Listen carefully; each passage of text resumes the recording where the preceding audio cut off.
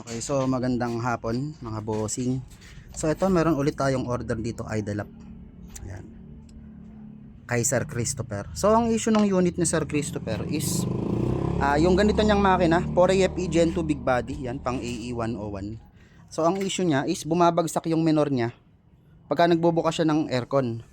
So usually pagka mainit makina ang aircon natin, ang RPM natin is 800.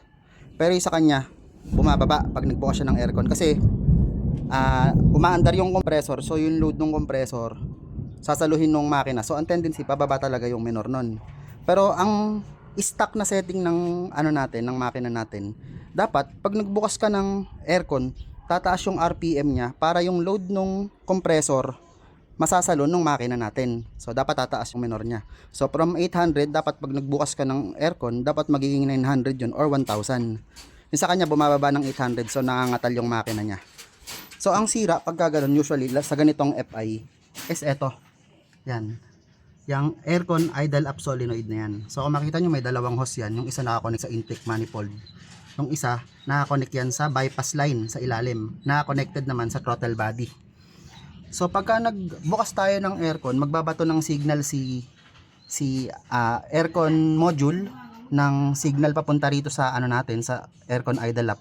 Magbubukas to. So lagi itong nakasarado. So pag nagbukas to, magkakaroon ng excess na hangin dito sa intake manifold na magpapataas ng RPM nung makina natin. So ganun ang trabaho niya.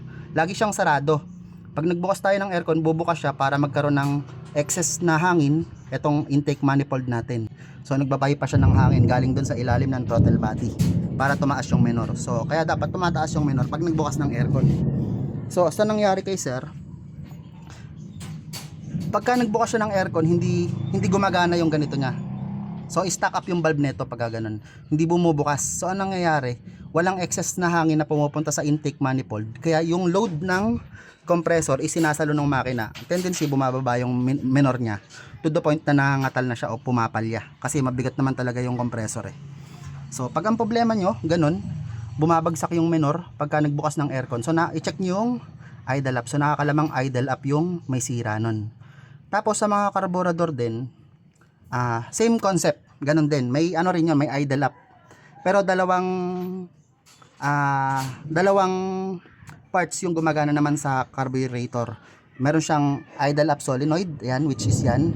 And then meron din yung idle actuator. So vacuum generated yung actuator na yun. Explain ko yun sa susunod pag may umorder sa atin ng pang carburetor. So sa ngayon, ito muna pang FI. So yun nga, ang problema ni sir ay bumababa ang minor niya pagka nagbukas siya ng aircon. So nung chinek niya raw, busted yung aircon idle up. So hindi bumubukas yung aircon idle up niya kahit may signal naman yung socket. Kaya papalitan niya na. So ito yung order niya sa atin. Yan. Kung makikita nyo, sariwa yan. Iba lang yung bracket kasi Japan surplus to. Yan. Buo mga paa yan, Allen type din. Allen type ito. So adjustable yan. Kung gusto mo tumaas yung minor, napipihit yan. Kung gusto mo mababa yung setting, pwede mo rin pihitin yan. So ngayon, testing muna natin. Madali naman to i-test kung bumubukas yung bulb. So itatap mo lang sa battery, 12 volts. Yan, umuulan na. So itatap mo lang, ayan, naka-positive na yung pula. And then ito, sa negative. So pakinggan nyo po kung magpapaano bumukas sara yung bulb niya. Ayan, tap natin. Ayan, naririnig nyo ba? Pumipitik yung bulb niya. Ibig sabihin hindi pa i-stack up. Pag yun hindi tumutunog, ibig sabihin i-stack up na yun. Ito, gumagana pa siya mabuti. Malakas pa yung pitik niya. Buo pa yung bulb niyan. So sariwang sariwa yan kung makikita nyo. Brand new yung socket. Surplus yung idle up solenoid. Ayan, buo mga paa. May bracket. Yung bracket tanggalin na lang, tapos lipat nyo na lang sa stock bracket. Kasi magkaiba ng bracket yung Japan surplus tsaka Japan 4AFE sa local na 4AFE.